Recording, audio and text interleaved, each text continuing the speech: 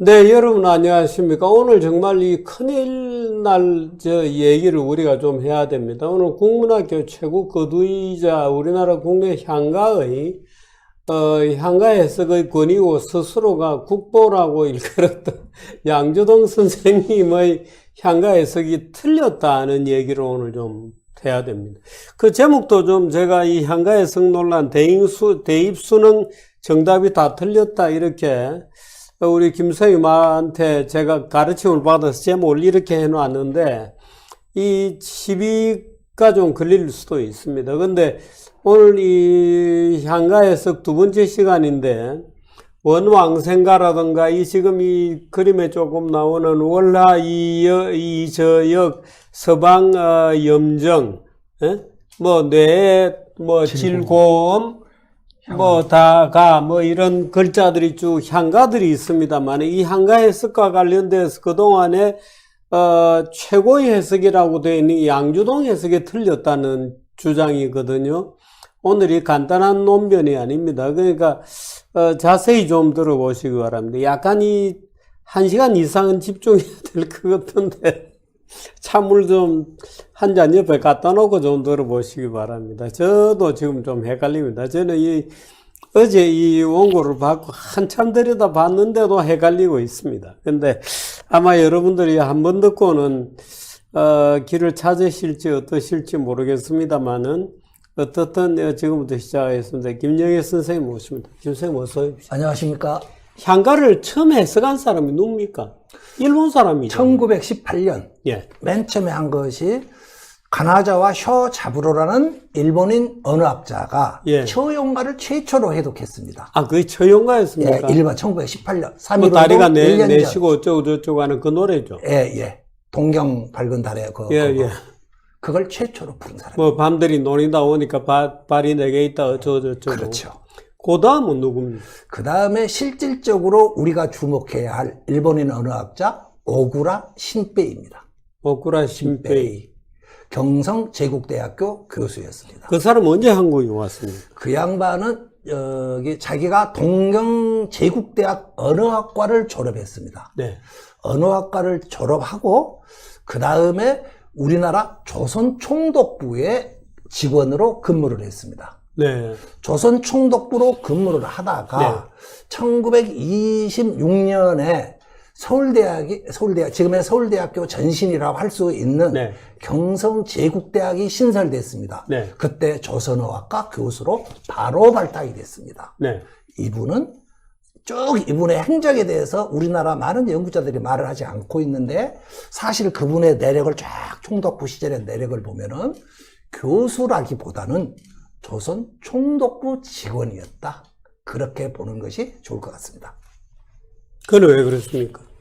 그분이 직원으로서의 미션을 교수로 가서도 계속 가지고 있습니다. 계속 있으면서 일본의 그 조선 총독부 관보 발간 책임자고 막 그랬어요. 아, 그렇군요. 그러면서 서로 그 당시가 3.1운동 직후에 무단 통치에서 문화 통치로 바뀔 때. 그때 바로 1919년 이후니까 이분이 그야말로 서울대학교 교수로 온 겁니다. 지금 향가가 25곡 이렇게 알려져 있잖아요. 그렇죠. 근데 김쌤 주신 원고에 보면 11곡이 더 발견되었다. 이런 추가로 발견됐다. 그럼 지금 학교에서는 26곡으로 보는 거면 25개. 36곡. 25개 플러스 하나. 도의장가를 뚜렷한 근거도 없이 향가라고 자기들은 간주해버립니다. 그렇게 해서 26개다. 이렇게 말하고 있습니다. 11개는? 11개는 신라향가. 삼국 유사에 있는 신라향가. 네. 14개가. 아니. 그 추가로 된 11개. 제가 설명할게요. 14개는 삼국 유사의 신라향가. 11개는 고려 때의 균여전에 있는 열하나. 그리고 하나가 도의장가라고 나중에 평산신시 족보에서 나오는 서류에서 나온 향가 하나. 그 다음에 제가 향가를 더 연구하다 보니까 향가의 정의에 따르면은 향가가 정의가 있다고 제가 그저께 말씀드렸어요. 이렇게 되어 있으면 향가다. 거기에 따르면 향가 11개가 새로 밝혀져요. 우리가 알고 있었던 것인데 아하 이게 향가였구나.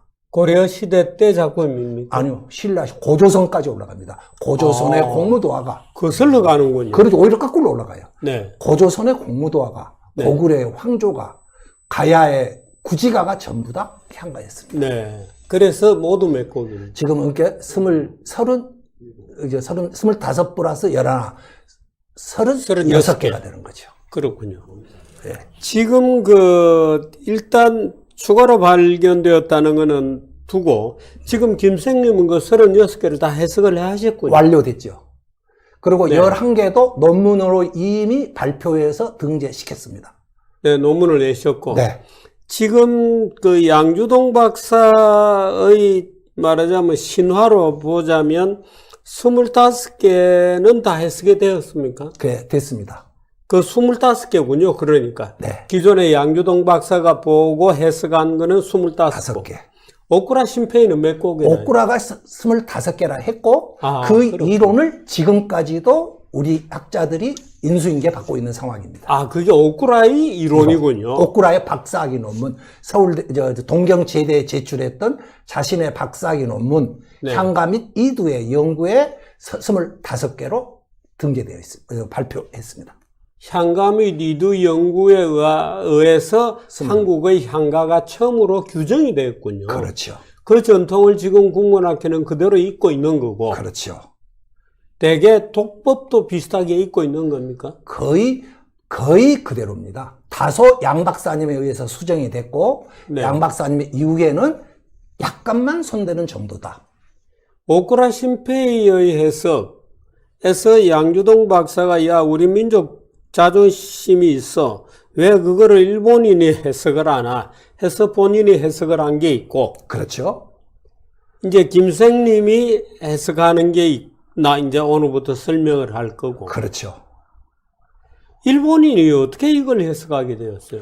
일본인들이 우리나라에 와서 보니까 네. 우리나라의 가장 뿌리를 찾아 들어가는 것은 아무래도 역사서가 좋지 않겠습니까? 네.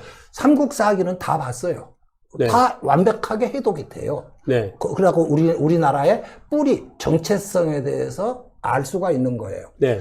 그런데 삼국유사는 이게 이상한 작품들이 실려 있는 거예요.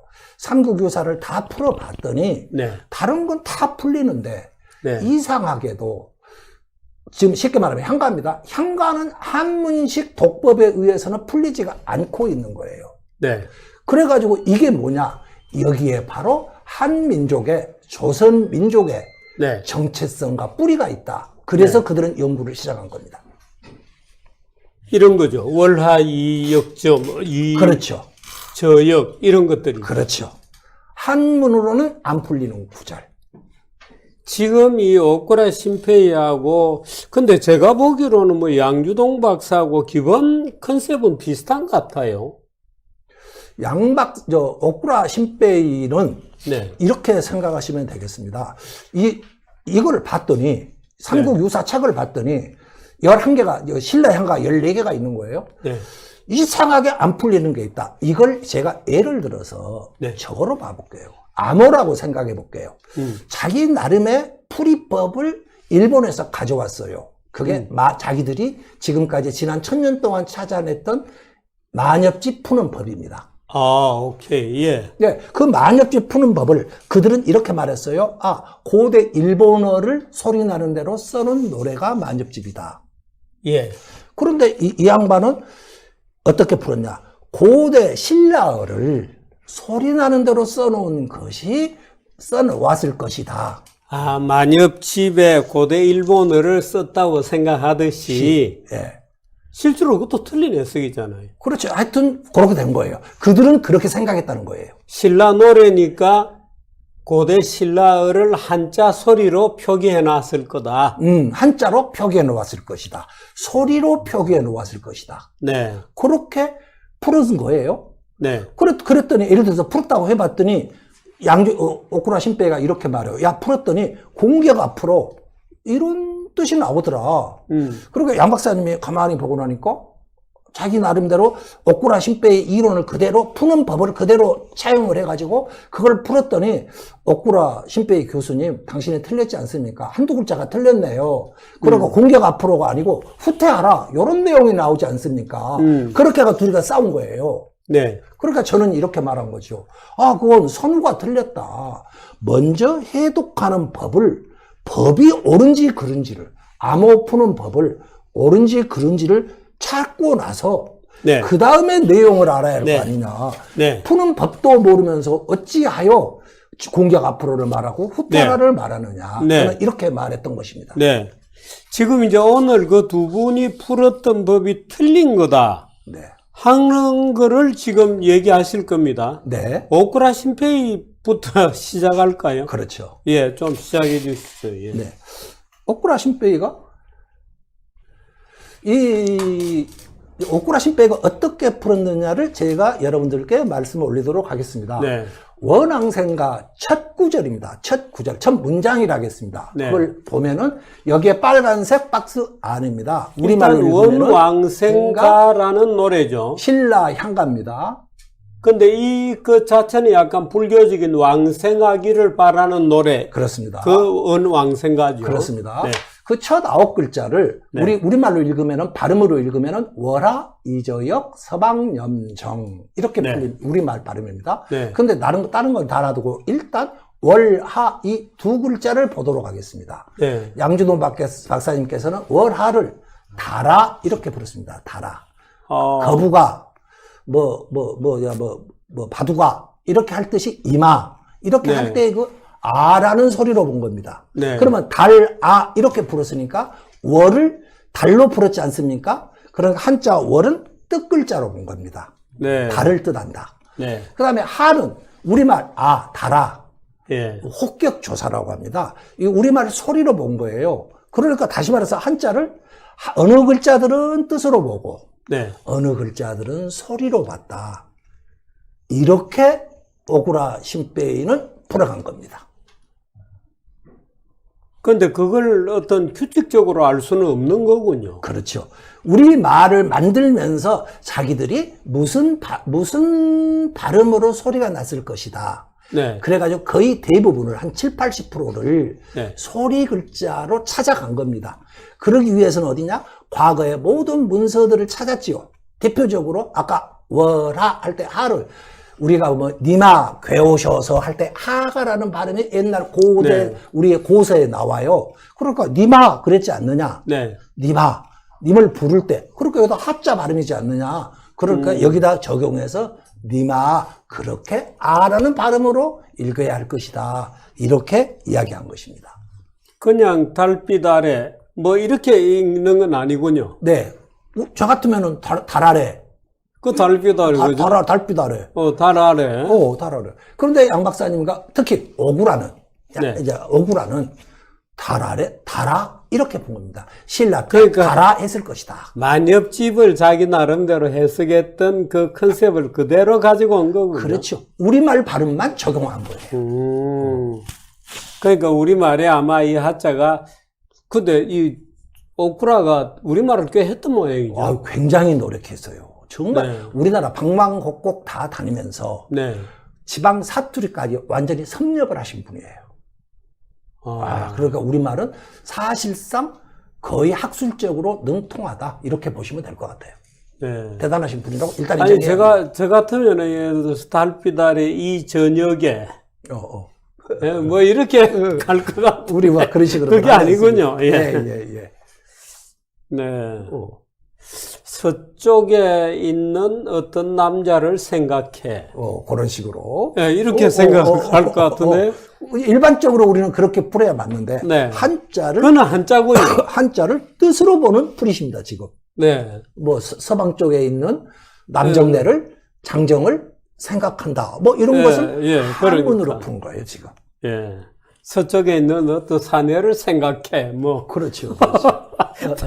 말이 안 되는 겁니다. 그런 식으로 일단은 네. 오구라는 핵심이 뭐냐면은 네. 오구라의 모든 이론의 핵심 두 기둥입니다. 향가를 푸는 가장 핵심 기둥. 하나는 뜻글자요. 일부는 뜻글자요. 네. 일부는 소리 글자다. 그러니까 예를 들어서 우리 KF-21이 착륙할 때 먼저 비행기 두 개를 이거 펴지 않습니까? 그걸 뭐라고 그러죠? 앞에 바퀴를. 그래야만이 쫙 무사히 착륙할 거 아니겠습니까? 저 뜻 글자와 소리 글자가 KF-21 착륙할 때 두 바퀴입니다. 그런데 그 중에 하나만 깨져 버린다? 바퀴 하나가 박살나 버린다?